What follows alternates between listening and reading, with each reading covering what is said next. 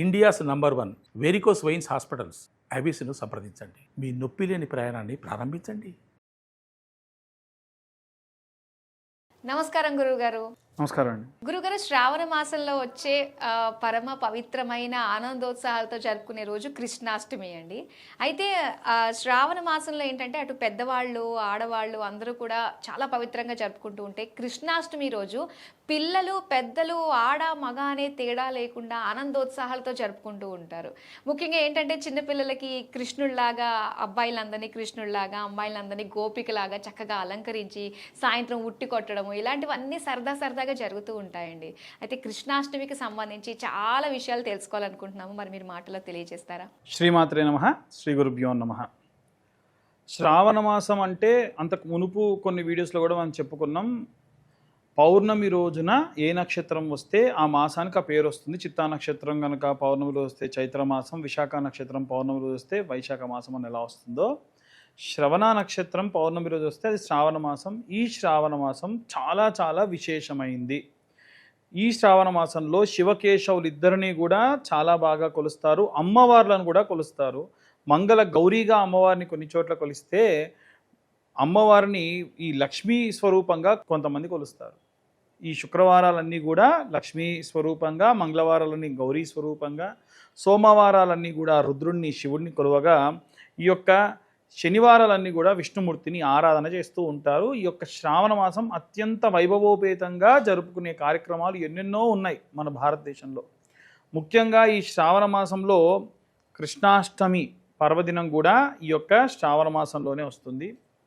చాలామంది కృష్ణాష్టమి జరుపుకోవడానికి కూడా ఎప్పుడు జరుపుకోవాలని కూడా అడుగుతూ ఉంటారు. స్వామివారు చెరసాలలో బ్రాహ్మీ ముహూర్తంలో జన్మించారు. బ్రాహ్మీ ముహూర్తంలో అష్టమి తిథి రోహిణి నక్షత్రం ఎప్పుడు వస్తుందో అప్పుడే మనం కృష్ణాష్టమి మొదలైనట్టుగా భావన చేయాలి. అయితే ఒకవేళ కృష్ణాష్టమి బ్రాహ్మీ ముహూర్తానికి అయిపోతుందంటే ముందు రోజుని మనం దాన్ని పరిగణలోకి తీసుకోవాలి. అంతేకాని తిథి మిగులును చేసుకోవడం కానీ ఇలాంటివి చేసుకోకూడదు.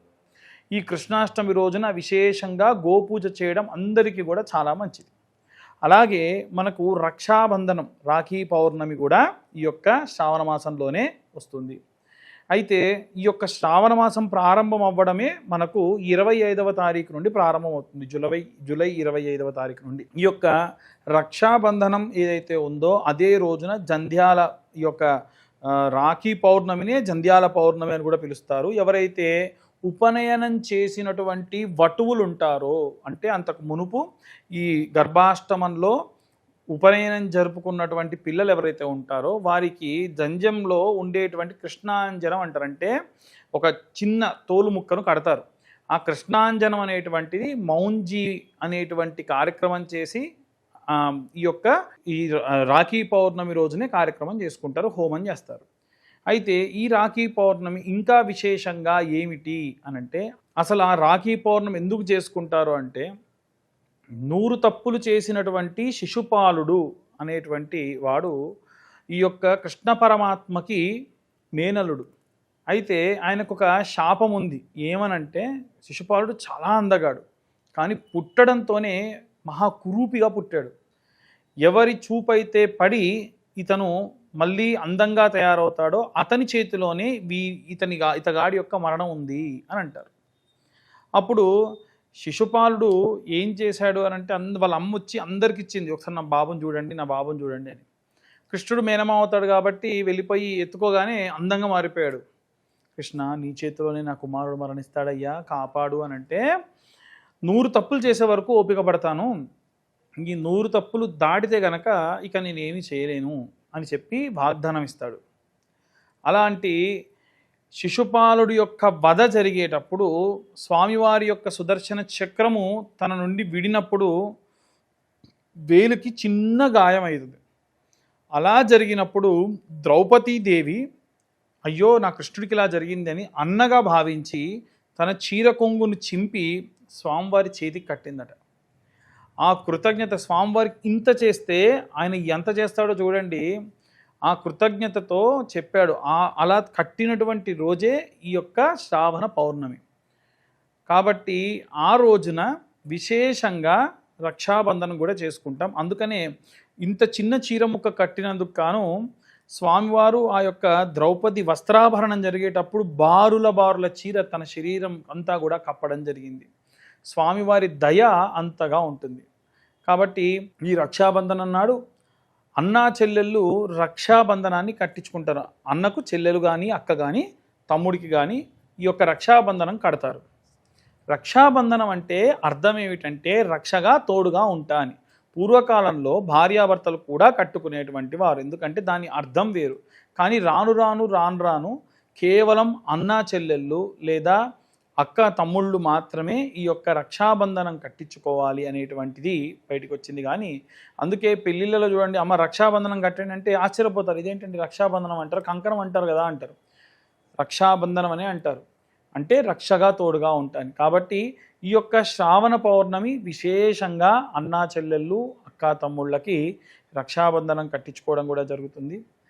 చాలామంది ఆడపిల్లలు లేని ఇంట తల్లి చేత్తోని కానీ పెద్దమ్మ చిన్నమ్మ పిల్లలతో కూడా ఈ యొక్క రక్షాబంధనాన్ని కట్టించుకుంటారు. ఇది కట్టడమే కాదండి, కట్టినటువంటి చెల్లికి రక్షగా తోడుగా కూడా జీవితాంతము ఎప్పుడు కూడా ఉండాలి. అలాగే నాగుల పంచమి కూడా ఈ యొక్క మాసంలో వస్తుంది.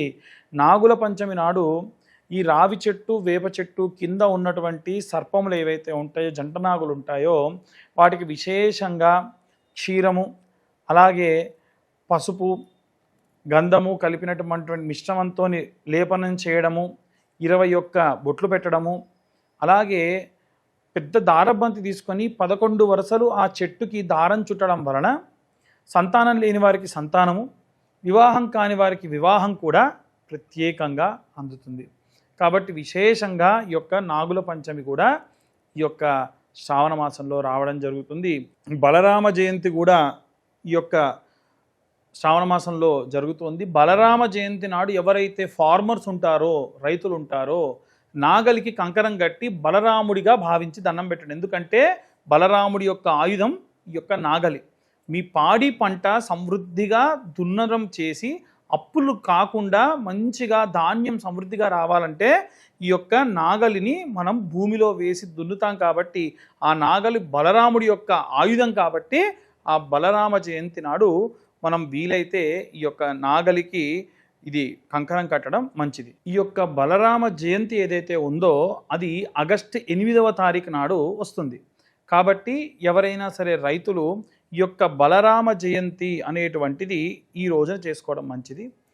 మనకు ఈ శ్రావణ పౌర్ణమి ఎంత విశేషం అంటే, గుజరాత్ వైపు గనక వెళ్ళి చూస్తే అక్కడ ఉన్నటువంటి మత్స్యకారులందరూ కూడా మత్స్యావతారంలో ఉన్నటువంటి స్వామివారిని విశేషంగా పూజ చేస్తారు. ఒడిస్సా, ఛత్తీస్గఢ్ లాంటి ప్రాంతంలో ఈ యొక్క శ్రావణ పౌర్ణమి నాటి కంటే ముందు, అంటే నవమి నాటి నుండి ప్రారంభించి ఈ యొక్క శ్రావణ పౌర్ణమి వరకు కూడా విశేషంగా ఆవులకు గోసేవ చేయడం, వాటికి ఏవైనా సరే బీడా అంటారు, మీటా అంటారు, కొన్ని రకాలైనటువంటి మధుర పదార్థాలు తినిపిస్తారు. కొన్ని రకాలైనటువంటి ఏవైనా సరే మందులు వేయడం కూడా వారు, అంటే మనం సంక్రాంతి సమయంలో పూర్వము ఆవులన్నిటికీ కూడా ఉప్పు ముద్దగా వేసి ఉప్పు చెక్క అని పెడుతూ ఉంటారు కదా, అలా ఈ ఛత్తీస్గఢ్ ఈ యొక్క ఒడిస్సా ప్రాంతాల్లో ఉన్నటువంటి వారు కూడా ఈ యొక్క శ్రావణ పౌర్ణమి నాడే విశేషంగా ఆవులన్నీ కూడా ఆరోగ్యంగా ఉండేటట్టుగా వాటికి మందులు వేయడం కూడా చేస్తారు. కాబట్టి ఈ శ్రావణ మాసం అత్యంత విశేషమైన, అత్యంత ఉత్తమమైనటువంటి మాసం. ఈ మాసంలో వివాహం చేసుకున్న వాళ్ళు కానీ, ఈ మాసంలో ఏవైనా ఉపనయనాదులు చేసుకున్నటువంటి వాళ్ళు కానీ, గృహప్రవేశాలు చేసుకున్నటువంటి వారికి విశేషమైనటువంటి సత్ఫలితాలు కూడా పొందవచ్చు. ఇది ఈ యొక్క శ్రావణ మాసానికి సంబంధించినంత వరకు కూడా విశేషత. కృష్ణాష్టమికి సంబంధించి చక్కటి విషయాలు మాతో పంచుకున్నందుకు ధన్యవాదాలు గురువుగారు. ధన్యవాదాలండి.